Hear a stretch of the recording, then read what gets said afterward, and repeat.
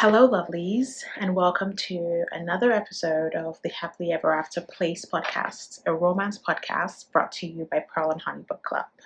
On today's episode, we'll be having a lovely conversation with an incredible sexologist and a clinical aromatherapist. I love her work. She does a lot of work that deals with how smutty books and romance books that we love are helpful for our nervous system, which, if you read these books, you've probably noticed this already, but it was fun to get to talk to someone who does this professionally. Her work deals a lot with the nervous system and how smutty books and romance books create such a safe space for women to explore sexuality and desire and create all these new neural pathways for healing, especially for women who have experienced trauma, abuse.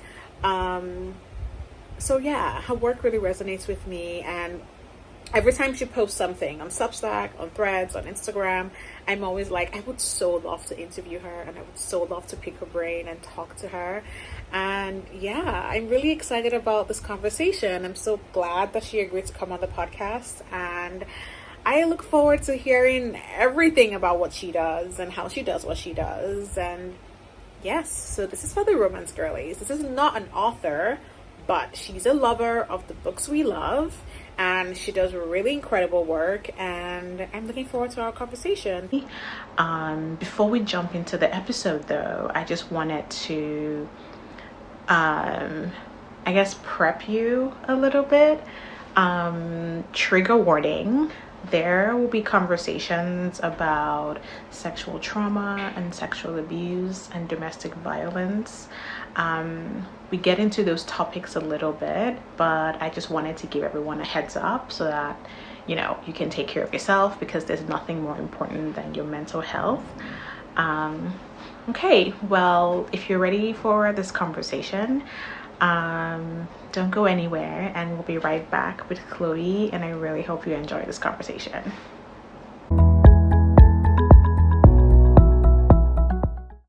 Hello.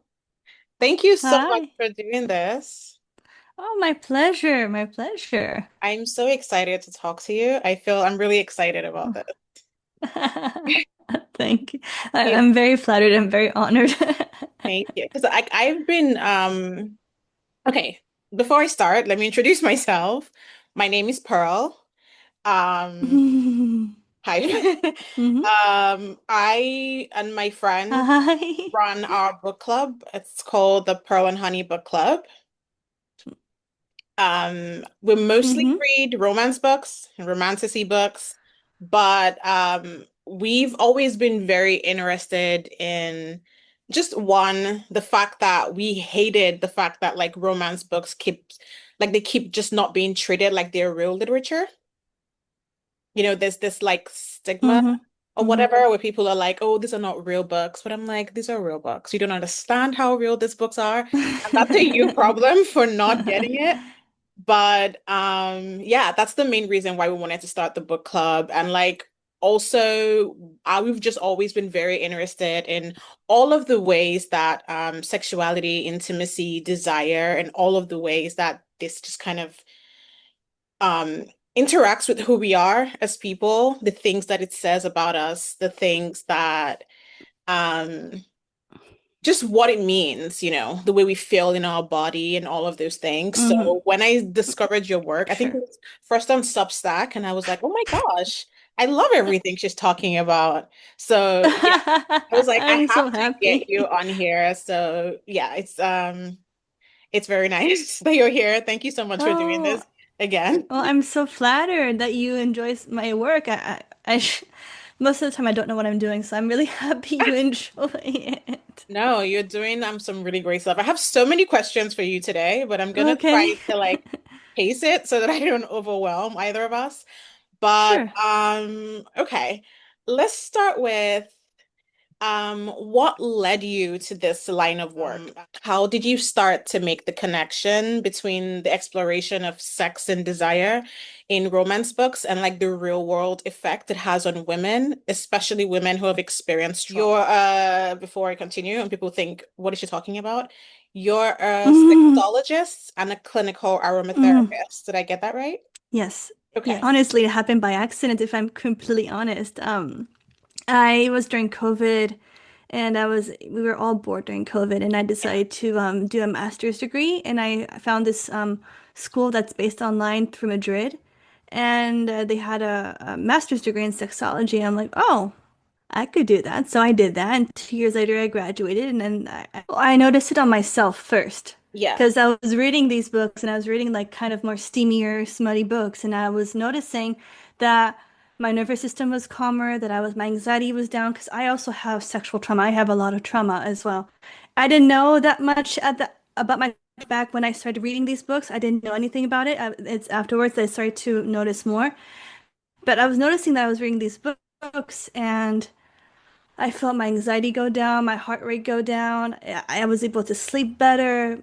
And I noticed all of these things, and I'm like, what's the connection? What's happening here? And then it just snowballed into it. And I did a lot of research.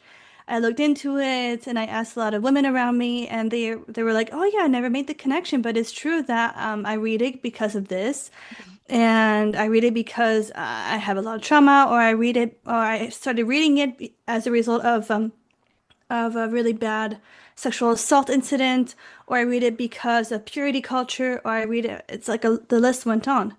And I started to dabble with it for like a good year or two, and then I got to where I am today. And so it really started through me. I was my own guinea pig, and then I started to kind of talk about it more and do some research and find studies that prove the different levels of what's happening. Yeah. I feel like that makes so much sense because, like, I think I had a kind of similar experience with romance when I got back into reading, like, for pleasure and just for fun again.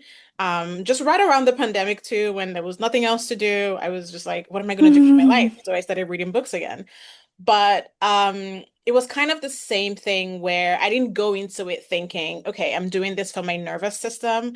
It was just the more I read, the more I interrogated the feelings I was having, the more I thought about that, the more I Hmm. realized, oh shit, this is making me feel calmer because I'm also a very anxious person.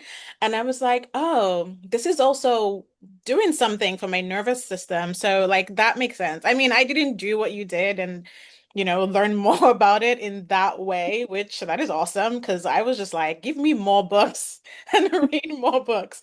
But yeah, I feel like that is a really, sometimes it's like, you're reading and then you don't notice what it's doing. And then eventually you're like, wait, something is happening here. So I think that's like a really cool thing. Um, so I'm sure you've seen this a lot. There's always talk, right, about how smutty books are just pornography, about how they're just Yes. porn. Oh, yeah. That's all it That's a is. It wonderful doesn't argument, isn't it? it doesn't do anything. It's just porn. If you're reading smutty books, you're just a porn addicted, whatever. Like that. Sometimes it just frustrates me. I'm like, I don't know how many times we need to explain to you that it isn't, but at this point, you need to see for yourself. Like, I mean, I fully disagree with these arguments, just mostly because I don't Oh, think that smutty books I don't think they serve the same purpose as pornography. Like there is good porn and there's bad porn, but I don't well, think these books are serving the same exactly. purpose. I think they're doing something entirely different. You wrote something recently that really resonated with me where you said, smart is the one place your body gets to want something without having to defend itself first. And I was like, yeah, Exactly. that. Exactly that. So, in your professional opinion, what do you think are the differences between smutty books written by women, by the way, and pornography? Hmm. Hmm. Like, what do you think are the differences?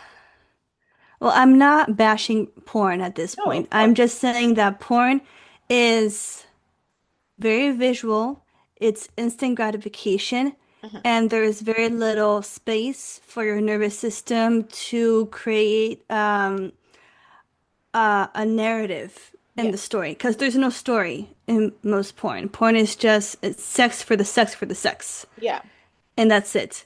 And smut, what we call smut, is probably 10% of it is sex, yeah, and the rest of it is the buildup, is the yearning, is the story, is the relationships, it's the dynamics, the world building, it's the evolution of the main characters, what's happening to them, because most of the time they start from a point of trauma, And then you see them evolve, you see them change, and it just sometimes sex is part of the equation, and that's part of the story, but you are able to immerse yourself in a story where you're able to recognize yourself in these characters. You're able to identify with these characters, and you're able to relax into the story because you know that since these stories are written by women, that there's obviously going to be consent. There's obviously going to be it's going to be about women's pleasure being rewarded and talked about. And it's going to be all about her. Yeah. And the wonderful thing I love is that the brain can't tell the difference between fiction and reality. So when you're reading smut or like books that have a lot of yearning in them, your brain thinks you're actually living it. As opposed to porn, it knows that you're not living it because it's visual. Yeah. Yeah. No, that is a really, really great like difference. And I love like when you said like the way our brains just can't tell the difference between like just imagination and reality. This is something that I learned very recently, like maybe a year ago, and it just kind of completely changed the way that I think about things and worry about things and obsess about things. Because I'm like, oh my God, my brain Yes. doesn't know that I'm just worrying. It thinks I'm living through this what even if it's a stressful situation and whatever, it's like my brain is like, you are being stressed right now. And like, yeah, I feel like, Yeah, you're just increasing your cortisol. And the point yeah, of smut is that it helps you reduce your cortisol yeah, and give you that little dopamine, oxytocin hit.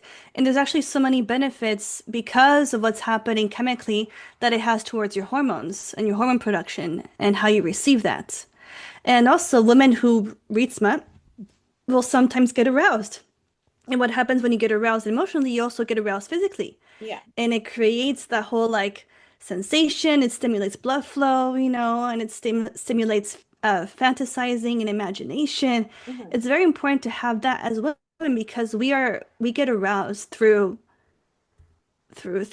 sensation, imagination, and stories and just narratives. We need Yeah, that first. yeah, Most of the time. I'm not speaking like for all the women in the world, but I'm just mhm, saying for the most part, yeah. women need that first. No, I definitely agree. I agree with you for sure. Um, so this brings me to my next question. Nonfiction books like My Secret Garden by Nancy Friday, which was published in 1973 and like cost like Oh, an yeah. entire opera. Like I can't imagine like how people freaked out when that book came out, but it also kind of really influence the ways and revolutionize the ways that we discuss female sexuality. And then more recently, there's been this collection of essays called Once that Gillian Anderson put together, which kind of does the same thing. And they Oh, both kind of interrogate like female sexuality through the lives and the voices of real life women. But I'm thinking between like 1973 and now 2026, like sure, some things have changed, but for the most part, right, we still face the same kind of backlash once women yeah. are being more, wanting to be more in touch with their bodies, wanting to be more in touch with their sexuality, wanting to own it.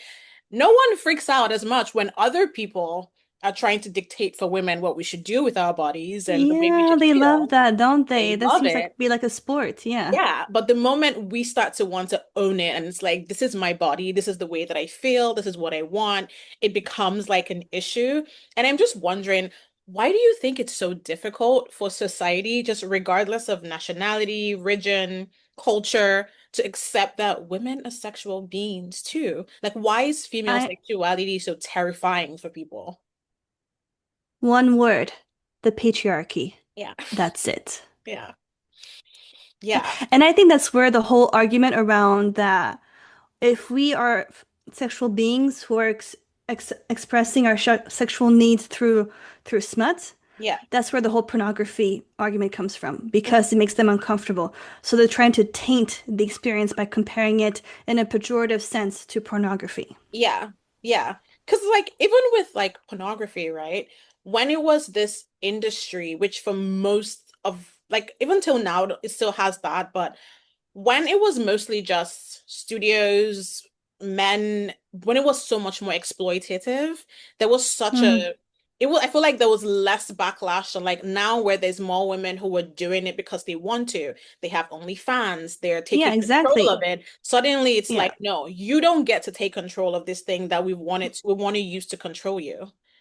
Like there's such a big part exactly. of that that I'm like, yeah, misogyny and patriarchy does a lot of things, doesn't it? Because women to them are just sexual objects to be Yeah, used, not being sexual objects. yeah, We are here to let them express their pleasure, to procreate, and to take care of them. That's yeah, it. yeah, We don't have needs, we don't have desires, we don't have any aspirations. We're just there for them. yeah. And that's where the whole manosphere argument comes into play. Yeah. Yeah, and I think the stronger women are able to express their needs and sexuality, the stronger the manosphere actually reacts to it, and the stronger it gets because it is reacting directly to our response. Oh no. Oh my gosh, yeah. It definitely is because it's like I don't think as women, even though we still have a very long way to go just towards Mm-hmm. equality, but we have come so far, like compared to like generations before us. And like Mm-hmm. Oh, the yes. backlash, the sudden like in the last decade at least, it's been like, Oh, how yeah. dare you as a woman want to have a voice? How dare you? That's almost what it feels like sometimes, where it's like, okay, all we're trying to do is live our lives in the way that pleases us, where we get to take center stage of our lives, but then it's treated like we're committing a crime. Like we're in this space where, and like as a millennial, it's kind of shocking to me because in my 20s, it felt more like, okay, we're moving towards more progress. And then now you have people who are very publicly being like, women should stay home and just make babies. You don't need to work. Men don't care about your career. And I'm like, Yeah, oh, the trad wife trend, the yeah. trad wife trend. Yeah. I mean, like to each their own, good for you. I would hate that. Oh my God. Oh, I would despise that. I I know. could not. I know. Like, isn't it crazy though that like the tradwife trend comes with like women who a lot of them are not exactly tradwives because they have jobs. They're content creators, they have hundreds of thousands, sometimes millions of followers. They're making a ton of money. And then you're preaching this thing to other women who are probably not in the same um economic like situation as you, and it just feels like false advertising to me.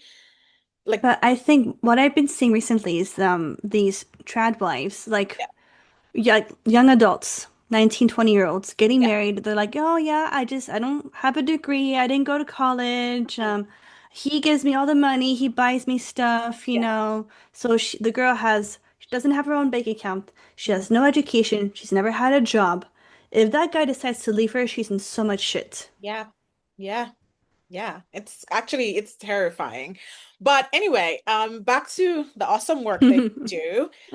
Your work deals a lot with the nervous system, right? How hmm reading books with smut creates a really safe space for hmm exploration, a safe space to work through feelings that maybe some people have not like come to terms with yet. How we help to hmm create new neural pathways for women who have experienced abuse or sexual hmm trauma.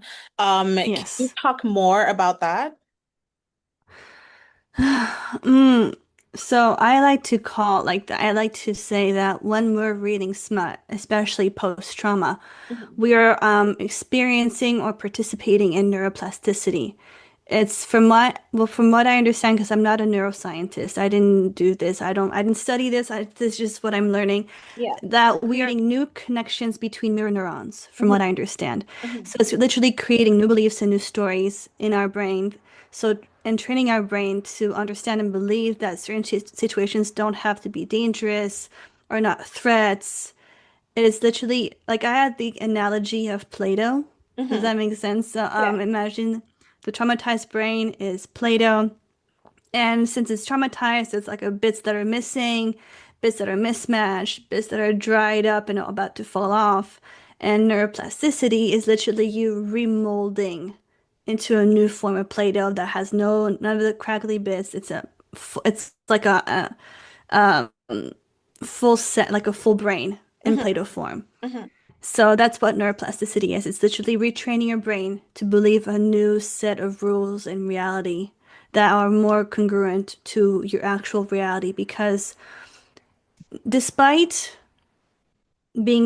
despite knowing and seeing what we're seeing in front of us, our nervous system does not care what's around us. It only cares what it learned. Yeah. So that's why for example, I'm going to use myself as an example for this. So it was a few years ago, I was studying abroad, and there was this guy I had a huge crush on, and he had a crush on me, and things were supposed to go great and everything. And I remember I was sitting with a group of friends because we were all living in the same like dorm area, whatever. And he came up, and I remember he just tapped me on the shoulder, and those 30 seconds that followed were the most terrifying of my life because in that moment, I wanted to be on the other side of the world Hmm. because my body came over the sensation of absolute terror that took over me, and I had no idea why. And I think also that reaction scared me more than the actual reaction because I didn't understand it. And I thought I was going crazy, and I thought there was something broken with me or severely wrong. And he wanted the best for me, and he was so kind. But my body did not care about that. My body only went into fight or flight in that moment. Like it's crazy the things that our bodies remember, Yeah. Well, right? that's why when I a lot of rape victims, for Yeah. instance, like rape victims who were drugged, they don't remember the incident because they were drugged, Hmm. but their body remembers and their Yeah. nervous system remembers. Yeah. So they could go through life completely ignoring the event, Hmm. but live with the side effects and the symptoms Yeah. that come with it. Yeah. And of course, it's the easiest way to end up in a psychiatric hospital because you have no idea what's happening to you. Hmm. And it's like, because there's the podcast Call Her Daddy. She Yes. interviewed a therapist. SJM. Um Oh, no, she interviewed a therapist called oh, Esther Perel yeah, recently, like a few months ago, I think. I saw a yeah. clip of it. And she mentioned something about the therapist mentioned something about body language that really Mm-hmm. stayed with me. She was talking about how like when we're born, when we're babies, when we're young, we spend the first 18 months of our lives, right, communicating with our bodies because we don't have the ability to speak yet. And especially as women, as we get older, we're kind of taught consciously or unconsciously, but we're taught to not trust our bodies and to just like we become talkers, and then the more we talk, the more we forget that we also communicate with our bodies. And that really Mm-hmm. stayed with me because I'm like, yeah, there's so much that sometimes we're not listening. Like you might be in a place, you might be around someone, and you just don't know, but there's just a feeling in your body that just it's like something isn't right. This doesn't Mm-hmm. feel good. And like in your logical brain, you're trying to convince yourself that maybe you're overthinking it, maybe you're just being dramatic, maybe you don't know what it is. But I think this is one of the ways that like smutty books have been really helpful is that Mm-hmm. sometimes I would read like a line or a paragraph or a chapter and like I would have this feeling in my body. Like logically I'm like, huh, this is strange. I don't know that I've ever experienced this, but I feel like it's made me become sort of more aware of my body in a way. Like I'm not Mm-hmm. even talking just like sexually or with desire or anything, but just emotionally, just intuitively. Like there is a way that I'm like I'm more in touch with like myself beyond the things that I'm logically thinking, but also like the things that I'm feeling in my body. Has that been like something that you've noticed as well in Yeah, like your yeah. work And and your also, experience? when I talk with my followers, they're like saying, "Well, I must be really messed up if I like dark romance." And I'm like, "Well, no, you're just listening to what your nervous system needs, and Yeah. apparently your nervous system needs that kind of intensity, so read it. Hmm. Doesn't mean that something's wrong with you." And Yeah. I think that we read what our nervous system needs in Yeah. that moment. Yeah. No, that like I love That makes a that. lot That of makes sense. so let's talk about being a clinical aromatherapist. I don't really know what that means. Like I think because I was also asking my friend if she knew what it meant, and we mostly know, I mean, we know what aromatherapy is, like just the general term, Hmm. but I listened to one of your podcast episodes where you were talking about how you do some work with scents and like Hmm. I was like, that is so fascinating to me because sense is so tied in with memory that sometimes we remember smells and we don't remember anything else. Can you talk about like this aspect of your work? What does a clinical aromatherapist do? Well, firstly, like the impact of scent is that it goes directly to your limbic system in Okay. your brain. Hmm. So it impacts you right away. Principles of aromatherapy and Hmm. the therapeutic attributes of essential oils and apply it in a clinical sense. Okay. So I don't, so it's like none of like the doTERRA or whatever stuff. That's complete bullshit. Hmm. It's like I know people love their MLM and doTERRA, but I'm here to say it's horrible. It's horrible and it's bullshit. Like their whole teaching, their whole everything is completely off base. Hmm. And clinical aromatherapy is a safe, applicable use of essential oils. Okay. And I use it in a clinical sense associated with smut because I associate certain essential oils with different needs attached to certain smut because some essential oils will cater to different emotional needs, psychological needs, nervous Hmm. system needs, even physical needs. Hmm. And I use them for emotional needs, psychological needs, as well as physical, intimate needs. But for the principle of smut, it's always in olfaction because it's the easiest way to link directly with the brain. And Yeah. I actually have a product out right now where it's like a guided meditation kind of thing, where Hmm. it's like a 20-minute reset for women who have like kind of panic attacks or like anxiety, where I kind of guide them into associating an essential oil with their pattern and a book in that pattern, and it helps them recenter their nervous system. So Oh, it's like, that's so cool. yeah, That is yeah. really awesome. That is really interesting because I've never thought about aromatherapy this way. But oh my God, that is so cool. See, this is why I really wanted to talk to you. I think you're doing like really great work because I think Oh, thank you.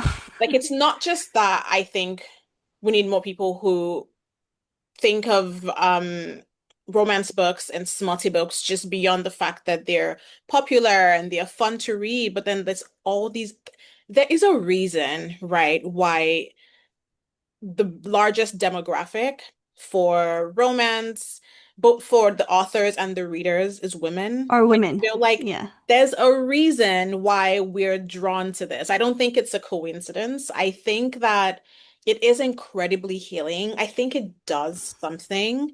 Like Hmm. some people might not be able to understand what it does. Like I think some people even read it and they don't really know what it does. But I know that like there's just times where you read a book and you're just like I remember when I read Love Theoretically by Ali Hazelwood. I just finished it You and did? I loved it I so know. much. It is I loved it such a so great much. Like book. I'm not usually a contemporary girly, but Really? she converted me. Like I'm usually in like Oh the my God. fantasy and dark romance, but she converted me. I Like know.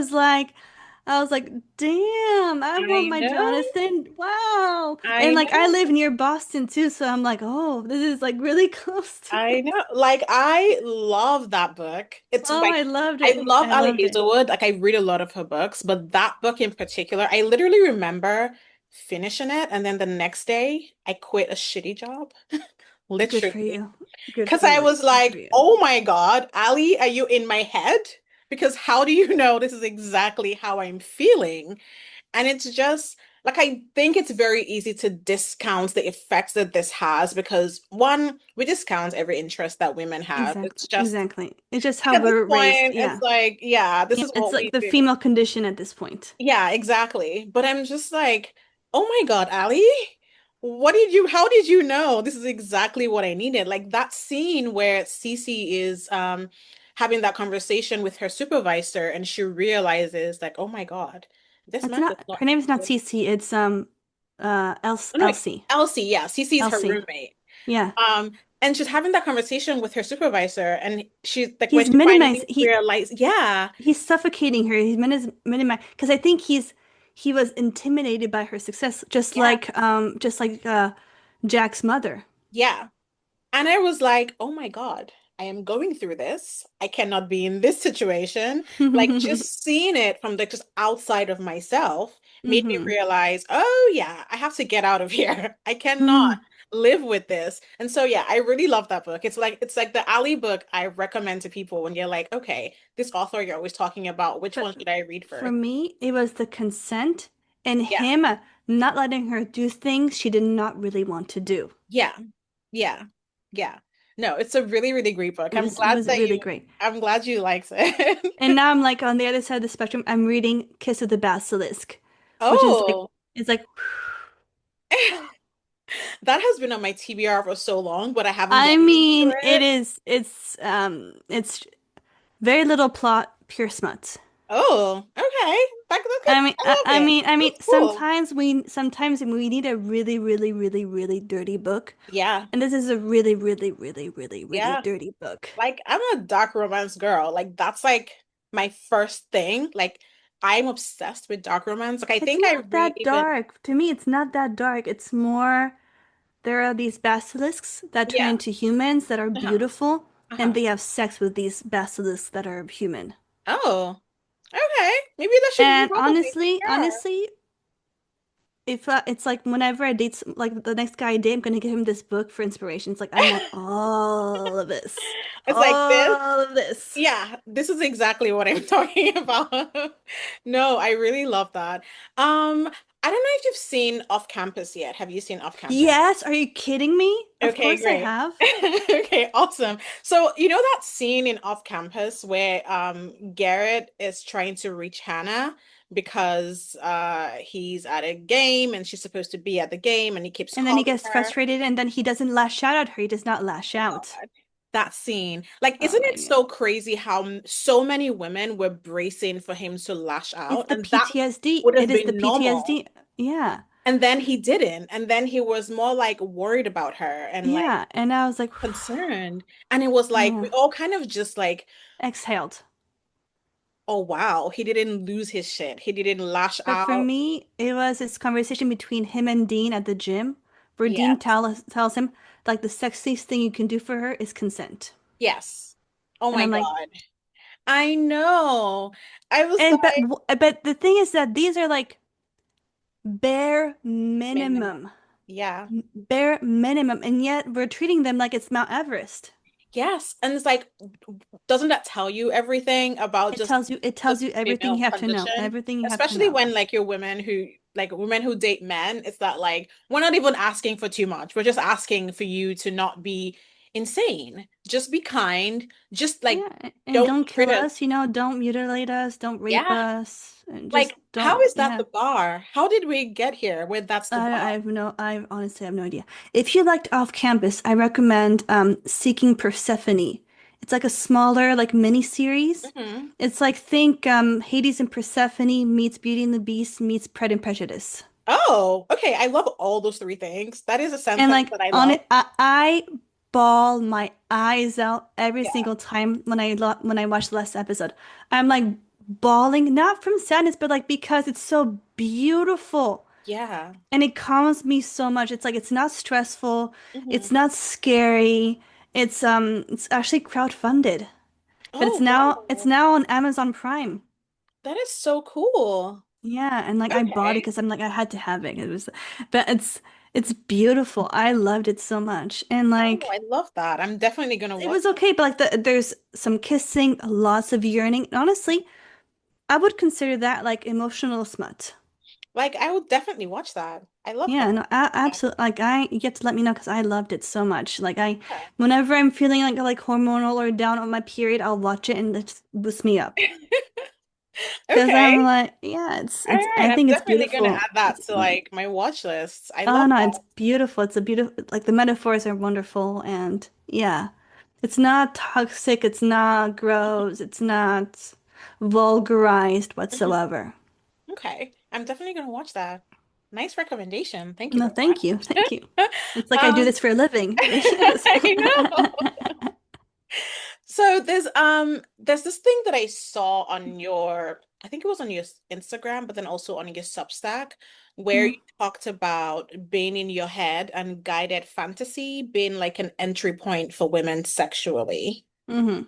Um, can you talk more about that? But also, I wanted to ask, just within the same context, if you think maybe that's one of the reasons why smut works so much for women, but also why maybe kink and like BDSM, when done safely, just works because there's like a framework and it arouses your mind and it's not just uh we're just gonna do it. It's like there's something happening where there's a build up. Like, can you talk more about like the concept of guided fantasy? Just guided fantasy is just a fancy word for smut at this point. And it's just we have to make the distinction be that what we're turned on with Hmm. or what we like reading is not what we would actually want in real life. We can be turned on or interested or aroused by Yeah, something that we read that we're interested in, but does not mean we'd actually want that in real life. yeah, And that's perfectly fine because it's just another way to express our sexuality, our sexual yeah, needs, and our pleasure through that in a yeah, safe context where we're not in any pressure to actually do it in real life, unless we want to, you know. yeah. And it's like, I mean, unless you want to, I'm like, yeah, like that makes a lot of sense because like sometimes you're reading something and it's like, this is absolutely batshit crazy. Oh Like yeah, in the yeah, book, great, yeah. hot, awesome. In real life, run for your life. Exactly. Like, It's like we could love like the red flags, yeah, but the red flags that actually go with consent. yes, Wonderful. We love yeah, that. yeah, But it doesn't mean we would want that in real life. In real life, we might like want like a Labrador boyfriend. yeah. We do not want that in a book. No, exactly. It's like Exactly. sometimes you're reading like an MMC and he's like following you around and he's basically a stalker. But the thing is, I don't even think that's the thing that like you're finding attractive. I think what you're finding attractive is that because I It's mean, the danger. I think it's the yeah, danger. the But danger. it's the safe danger you can experience in the book. Like Exactly. imagine, would you actually want to date Sid and Ryerson in real life?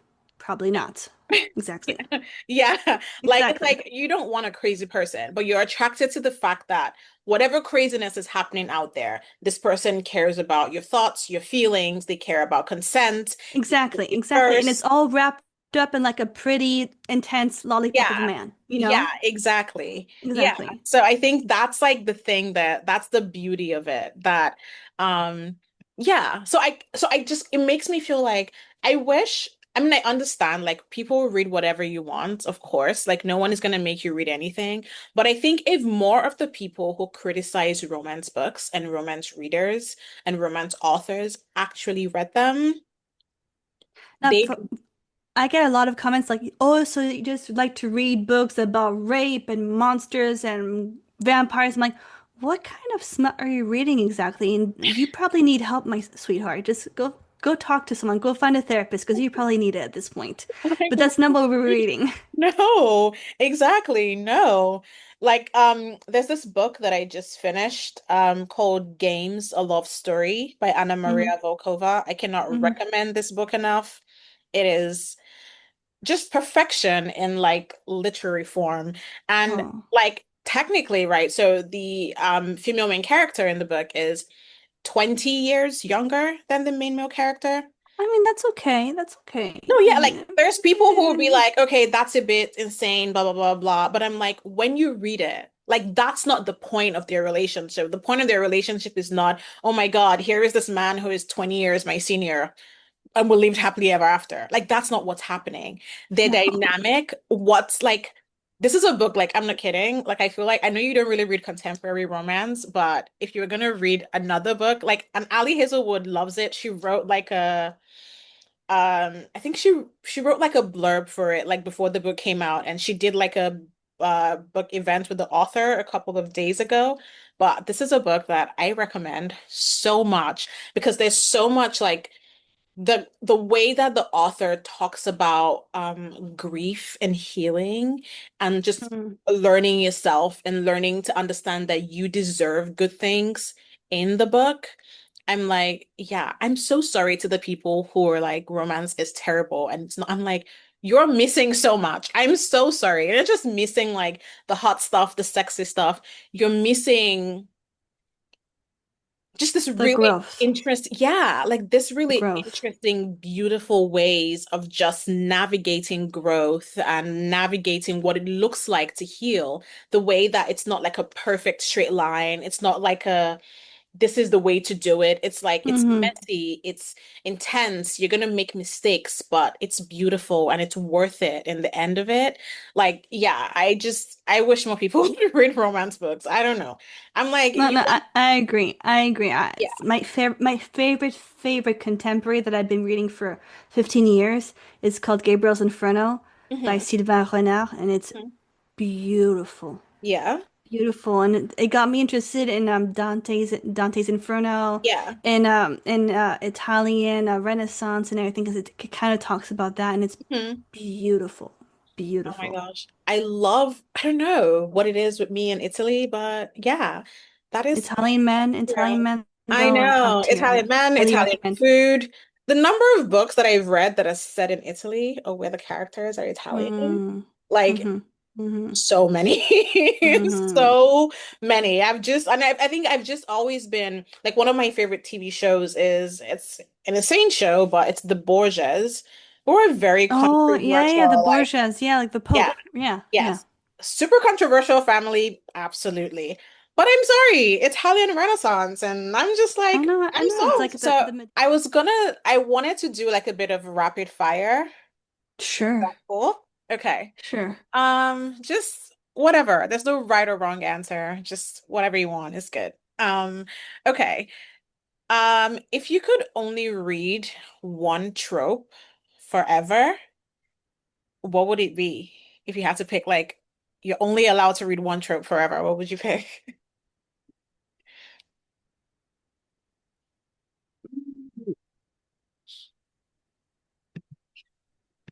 Enemies to lovers.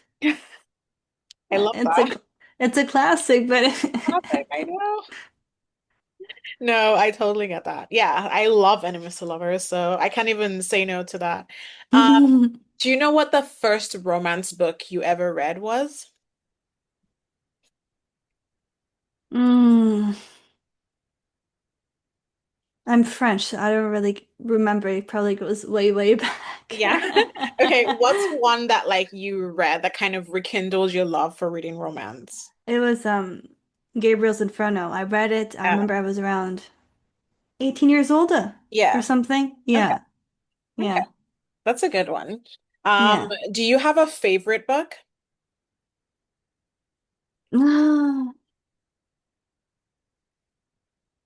That's oh, usually a hard one for people. yeah. Yeah.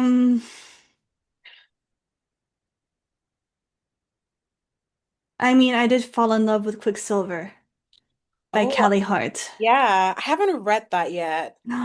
Oh, some people think it's trash, but I loved it. And like the audiobook was Yeah. Chef's Kiss. Beautiful. It was amazing. Like Yeah. obviously we love our Akamath. Hmm. Obviously we all it's like an obvious choice. Hmm. But I didn't want to say the obvious choice. Yeah, no, that makes sense. Like, so, because like I said earlier, I read more dark romance and contemporary romance, I think. But sometimes I read romantasy and like, I don't know if you've read this series, the Plated Prisoner series by Raven I've Kennedy. heard of it. I've heard of it. When I tell Really? you that, Really? oh my God, like this. Really? I love it so much. So my friend read it and she went through like the first five books in like a week. And she told Wow. me and like two of our other friends, like, she's like, everyone, we have to read this book. And oh my God, oh my God, I am obsessed with it. Like, so obsessed with it that sometimes I would just go and look at like my quotes and annotations from it and I like it's almost like I can feel the way I felt the first time I read it again. Like that is a series that just Oh wait, I want to change my answer. I want to change my answer. okay. Shield the Sparrows. Yeah? by Devney Perry. Yeah. Oh my God. Yeah. Oh my, like the two books that came out, Hmm. Be Still My Heart. But the first book, like I cried. It was beautiful. There was the writing was amazing. The healing arc was amazing. The whole Hmm. story was original. I've never seen anything written like it. It was completely unique and it was beautiful. Yeah. I love Beautiful. that. And he's chef's kiss. Like there's like so many like twists and turns. Like both books Hmm. will screw through mine because there's like a many like so many like cliffhangers and twists and turns and everything. But Yeah. I loved it so much. But if you like dark romance, I recommend Fairy Tale by Veronica Lancet. Okay. I will add that to my TBR. Yeah. My Yeah, TBR is like ever growing, but I will add it. but it's very very dark. It takes place through three different Hmm. time areas, like ancient times, like and it's like three different time places in Yeah. history. Yeah. And Okay. it kind of communicates with that, and it's Yeah. very intricate, it's very psychological, it's very, very, very dark. Hmm. And there's kind of like monster sex at the end, but Hmm. it's very tasteful. Okay. Okay. But Okay. it's I think it's beautiful, but I think it speaks to a lot of women who are not who they appear to be Hmm. on the outside. Hmm. And I think there's always like another part of us that we don't know exists yet, that's Yeah. yet to come out. Yeah. No, that's true. Definitely true. Because I'm a Scorpio. I can for sure say that that's true.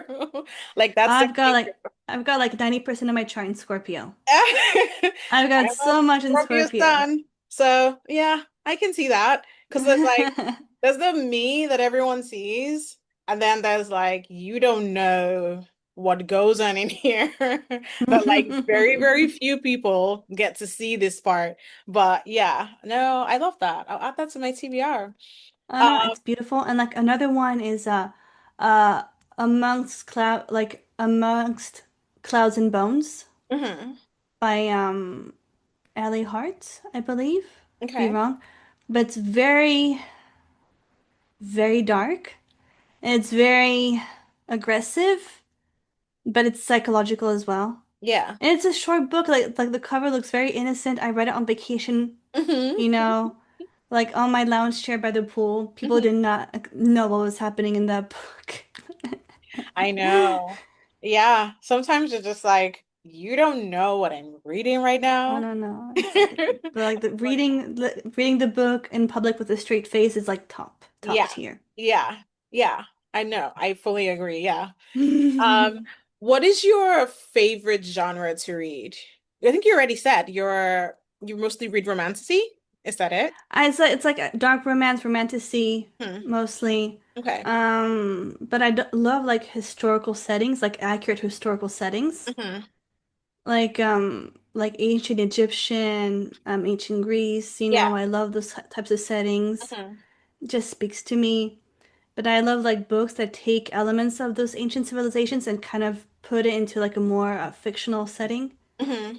I like that, but yeah, it's I love fun. it. Yeah, Yeah. I love like historical things, like ancient Greece, um 16th, 17th century Italy, Viking era. I love them. Like I Like, just read a book that a romantasy book that's kind of based on Norse mythology, and it was the first one. I'd never read one before. oh, I think you know what you're talking about. Is it she has like she's blessed by two gods or something, and there's like this beautiful Viking who's actually her stepson because she marries her dad or something. Wait, no, I don't know if that's the one because the one I read No. is the Flame in the Frost, I think it's called. Yeah. No, yeah, the flame in the frost. Like she doesn't know that like she has this like secret bloodline of magic and things, and it starts to come out in this really strange way.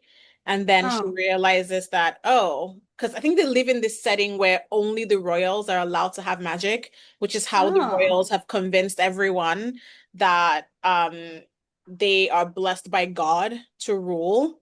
And then turns out regular Faye also have magic, and she's just discovering it. And it was like a punch in my gut just because it started out. I'm like, oh, Norse mythology. I watched Vikings. I love it. I know how insane and intense it can get, but like some really painful things happen in this book. And sometimes I'm like, why do I put myself through this? I know, I know. But yeah, it was really worth it. Honestly, if I survive Placed Prisoner, I can survive almost anything. Like Placed Prisoner was a journey, but it was so worth it. And I think one of the things that I really love about it is like the author has this the really beautiful way and this the really it's kind of the really honest way that like she navigates this the FMC in the book is coming out of this horrible relationship. I can't even call it a relationship because it's locked her in a cage for like a decade. And just watching her journey to like finding herself and realizing how powerful she is and just the healing. And like as someone who has experienced like partner romantic related abuse, it was just like, oh my God, yes. Like the journey is never smooth, but like it's such a great book. I loved it. And it's really dark. There's fae, there's powers, there's magic. It's a beautiful world. The world building was great, but yeah, I always recommend it. And because I don't really read a lot of romantasy, when I read one that really like hmm gets me, I'm hmm like, well shit, maybe I should read more romantasy. You Because may like like I'm really wanting to read the Shatter Me series. The I've heard of it. I'm not convinced by it. I'm not convinced. me so many people have like recommended it to me and people who are like who read kind of similar books. So I'm like, okay, maybe I'll read it. I'm I like, it's mean, like 8 books. I don't know if I'm ready for that kind of I commitment. mean, it's I don't know. I don't know, but like it. Yeah. I think you may like Circe by Madeline Miller. Okay. It's because Circe is a mythological goddess Mm-hmm. who is also like a witch, Mm-hmm. and it's her Oh, I whole love it. story, and I think you'll like it. It's not very smutty, but it's still beautiful. Yeah. And that's where you see like Odysseus and like different Mm-hmm. you see the Titans and the Yeah. Olympians and everything, and I think it's really, really nice.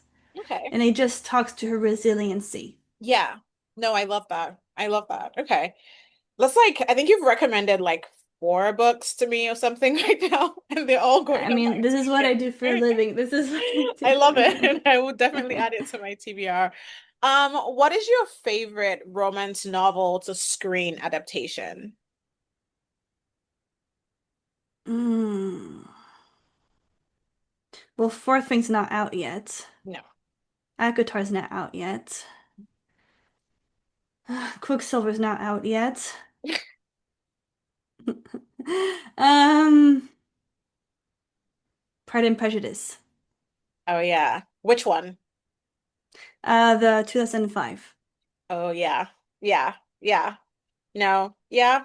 I totally yeah. No. That's It's like a classic, but it's a it's classic for a reason. it for a reason. Yeah. You can't hate It's that. a, I love yeah, it. it's a No. classic for a It's reason. a great one. Yeah, it's absolutely wonderful. I love it. What film or TV show have you watched that you thought would make a great book?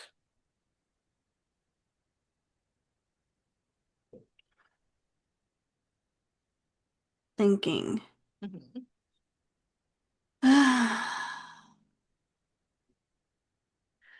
don't know. Because all of the good TV shows were originally books. No. This is true. And none of like the pure, like even Bridgerton was their books, Yeah. so I can't really say that, but Mhm. there are none actually, none that aren't originally books that I would want to see Okay. in a book. Do you know what's, have you ever watched Fleabag? No. Oh my God, you have to watch Fleabag. Yeah. Yeah. Like, first Okay. of all, it's comedy, but it's like dark comedy. And it's like Phoebe Waller-Bridge is like a writing god. I don't know how she does what she does, but she is fucking incredible at it. But yeah, you should definitely watch Fleabag. Like sometimes I think the second season of Fleabag would make a really great book. Like a weirdly like really good romance book, but like a really good book. Yeah. Yeah, you should definitely watch I'll Fleabag. check it out. I'll check it out. Yeah. It's so good. Yeah. Okay, what is a book that you've read in the last year that has stayed with you? Um, in the last year. I mean, Shield the Sparrows. I mean, Yeah. for me, it's God tier. I loved Yeah. it so much. Oh yeah, it's Okay. God tier. Yeah, Okay. Okay. All right, yeah. cool. That's a good one. I won't be surprised if you give me the same answer for this question, but if you could recommend just one romance book to everyone, what would you choose? Oh, not that, because I think it's a little bit too high fantasy for most Okay. people. Okay. Um, something accessible, I would say. Um, Throne of Secrets by Callie. No, no, no, by forgot her name. Like Throne of Secrets, but I forgot the author's name. Okay. Armentrout or something. I'm not sure. I forget, but it's called it's like a different it's like a series with different Mhm. princes of sin. Okay. And so the first one is Prince Envy because of the sin envy, and the Oh, book is called Throne of the Fallen, actually. And then the second book is for his brother of I forget. Wait, let me got this. So first book here is okay. called Throne of the Fallen by Carrie Maniscalco. Yeah. Okay. I love this book. It's very smutty, but I thought it was very easy to follow. Hmm. And the story is amazing. It's really fun. I love this one too, Throne of Secrets. Hmm. And this prince is which one is he? I forget which one he is. Gluttony, Prince of Gluttony. Yeah. Yeah, Oh, I love that. I love yeah, the yeah, play on like the seven deadly sins. yeah. And Yeah. there's the new one is for Sloth Oh, that I okay. haven't read yet. But I think these are like the kind of standalones, Hmm. but part of a series. Like it's Yeah. their own story each Yeah. time. Oh, cool. I love books So like that. I love interconnected yeah. standalone books. So I thought that they were like low threshold, very easy to Yeah. consume, Yeah. and they're still very good story. Yeah. I really enjoyed them, but the first book in the series is Hmm. The Throne of the Fallen with Yeah. Prince Envy. Yeah. Oh, I love it. Because Yeah, Anna Huang has like a King of Scene series that's yeah. like each book is about like a different like this King of Wrath, King of Pride, King of Gluttony, King of Sloth, Envy. I think she's about to do the seventh one, King of Lust, which is coming out Mm. next year, but it's all contemporary romance, but like an interconnected standalone. So each book is about a different couple. But yeah, I love when people play with like all of these themes that are technically supposed to be taboo, but find new ways to just kind of reinvent them and tell stories around them. I think it's fun. I think it's Yeah. really fun, but I really enjoy these books, and I'm gonna when I finish Kiss of the Basilisk, Yeah. I'm gonna need like a palate cleanser. So I'm gonna get something like very sweet. Not sweet, but like something easier, Hmm. more world building, more Yeah. plot, because Yeah. right now it has no plot. It's some plot, but it's Yeah. just it is what it is. And I'm enjoying it for what it Yeah. is, you know, Yeah. I'm taking it for what it is. Of course. Like, I mean, honestly, it is an art form on its own. Like, because there's some like smutty books that you'd read, and it's just like, I don't know what this is. I am not connecting with this at all. So I feel like it is like it takes incredible talent to write like books that are predominant, like erotic romance, and just keep it engaging enough that like the reader is Oh no, no, it's huge in there. challenge. Like, I because love it. it could Yeah. get old very fast. Yeah. But like one book that I hated, absolutely hated, was When the Moon Hatched. I know a lot of people love that book. I did not care for I it don't know this book. whatsoever. Yeah. I did not care for it. Yeah. She just pissed me off the whole time. Oh no. I hated the female main character. Hated her. Oh no. It's like I could not finish it. People are like Yeah. sobbing for the second book. Good for them. I will not be reading the second book. Yeah. No, that happens. It's like the more you read, the more you realize that like some people like I've seen books that I've really loved and people were like, oh, this is the worst book in the world, and I loved it. And then I've seen books that people are like, this is the best thing I've ever read. And I'm just like, I don't know what you're talking about because I'm not Exactly, seeing it. exactly. I'm not connecting with this. This is not doing anything for me. I'm not enjoying this, but okay, do you, you know? Okay, my final rapid fire question is who is like an author, romance, romantasy, whichever, that is like an automatic read for you? They're like, if they write this, I'm gonna read it. Oh, SJM. Yeah? Hands down, SJM. Okay. Do you know what's crazy? I've never read any of her books. Oh, I know. I know it's like oh, blasphemy. no. I haven't read Akatar yet. Yeah. So Oh, when all of my friends were reading Akatar, I was not yet ready to commit to like a long book series. And it's now that it's like Avatar's not long. It's 5 books. yeah, but that's what I'm saying. I wasn't ready for that yet. By the time I Okay. got into like reading a book that was like multiple books, like some of my closest friends are obsessed with Akatar. That's how I know I'm probably gonna love it. Just because I'm Oh, like, you we are. read all of the same things, so chances are I'm gonna love this book. I just haven't read it yet. But it's on my TBR. Like it's a No, no, no. definite must read for Because me. the she's coming out with 2 new books Yeah. like this I fall and saw. this winter. So Yeah. like if I had to rank her series, it would be Avatar, Crescent City, and then Throne of Glass. People Yeah. love Throne of Glass above all else. I Hmm. enjoyed it. There's just no romance or Hmm. very little romance. Hmm. And it's a lot more action and it's like 8 books Yeah. and they're thick. Yeah. They're thick boys. And it's just for me too much happens. It's like it's too many moving parts, it's too many timelines, it's too many Mhm. POVs, it's like too many it's really well written. I think it's Yeah. a really great story to read at least once, Hmm. but it's not something I would reread as for pleasure. Yeah. Whereas Akatar I would reread for pleasure. Yeah. Yeah. Well, I'm definitely gonna read Avatar. I don't know when yet because I have so many arcs to read. So I've been like I've for most of this year I've basically been reading a lot of arcs, which honestly it's been like my best arc year so hmm far. Like hmm I've read so many great arcs this year that I cannot Yeah. recommend enough. Like Games, A Love Story by Anna Maria Volkova, The End of Romance by Lily Myers, The Very Definition of Love by Sophia Benoit. As Long as It Takes by Jill Francis. There's just so many books that I've read this year that I've been very lucky. The arc gods have been smiling down on me. But yeah, no, I'm definitely gonna read that. There's so many books that I want to read. I don't know if you've ever read any books by Kennedy Ryan. She No, I mostly writes haven't. contemporary romance. She's great. Oh my God, she's great. I don't know how she does what she does, but she's great. Like Mm. sometimes like the first book of hers that I read was The Kingmaker and the Rebel King. And I was like, whoa, whoa. But yeah, no, she's an author. Like she has like a new book that I really want to read. So yeah, it's just the TBR just never stops getting long, but that's But okay.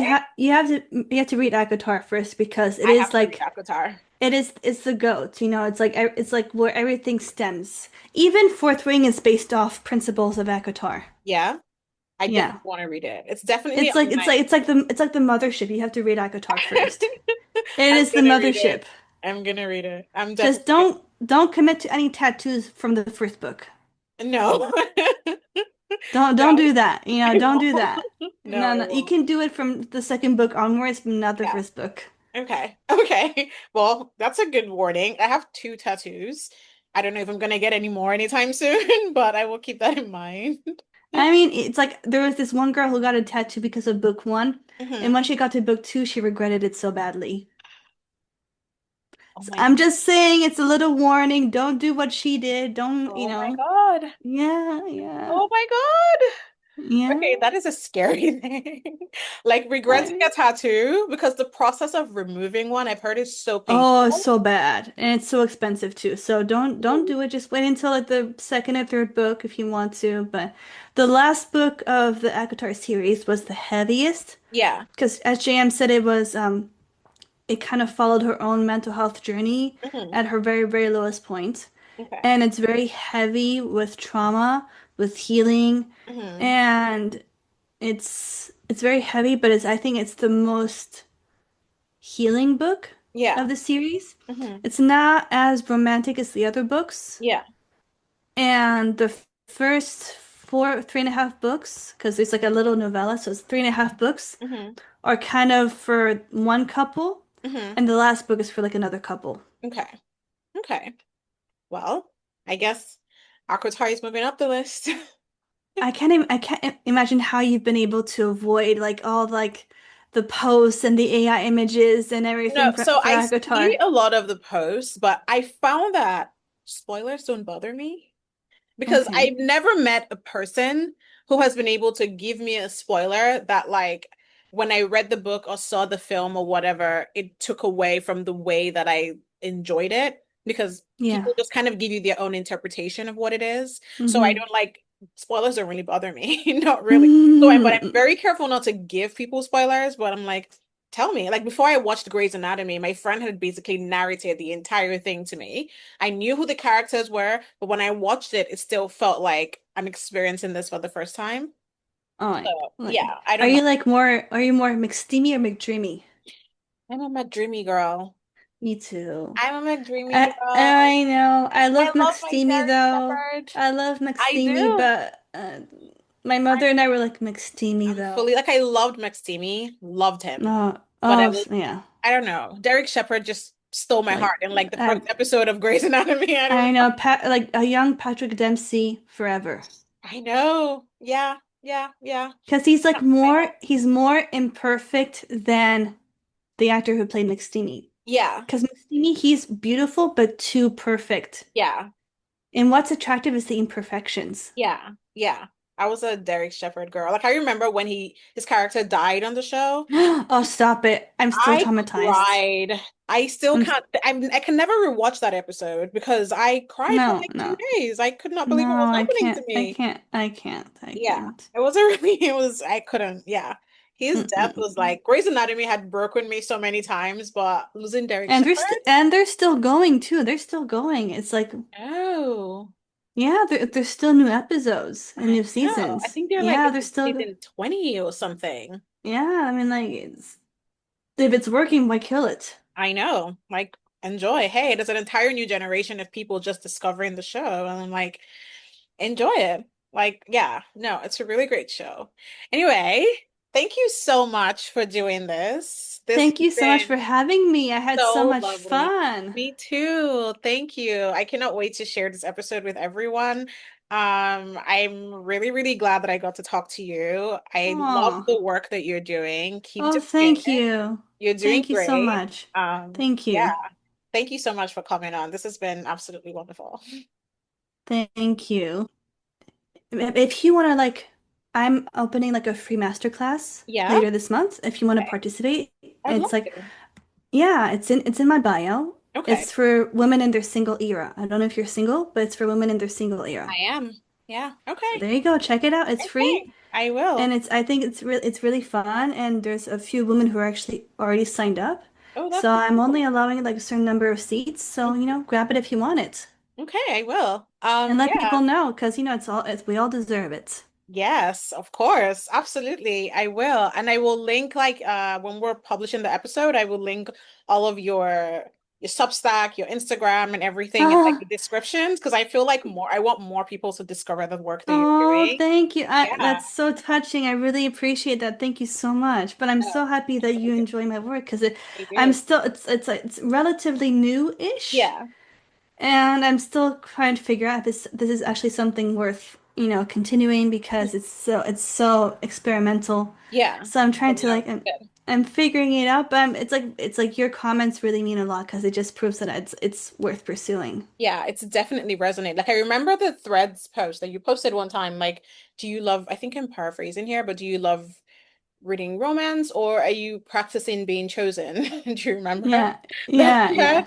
And I Oh, saw it that and I was I like, got a lot of comments on that one. People were like, "Did you kiss the bird before you threw it?" I'm like, oh. I'm like, Chloe, why are you doing this? No, don't talk about this. Not right now. So no, yeah, the work you're doing is definitely resonating, and yeah, keep doing it. I think it's great. Thank you. I appreciate it. Thank you so much. And I had a lot of fun, so thank you for I'm having me on the so glad. podcast. Thank you so much. Bye. Bye. It was good Bye. talking to you. You Bye. too. Bye. This is the Happily Ever After Place, a romance podcast brought to you by Pearl and Honey Book Club, where we discuss all things romance, from romance books to romance authors to romance adaptations. Join us every week for conversations about our favorite books, in-depth interviews with some of our favorite authors, and so much more. You can listen to us on Spotify, Apple Podcasts, or YouTube.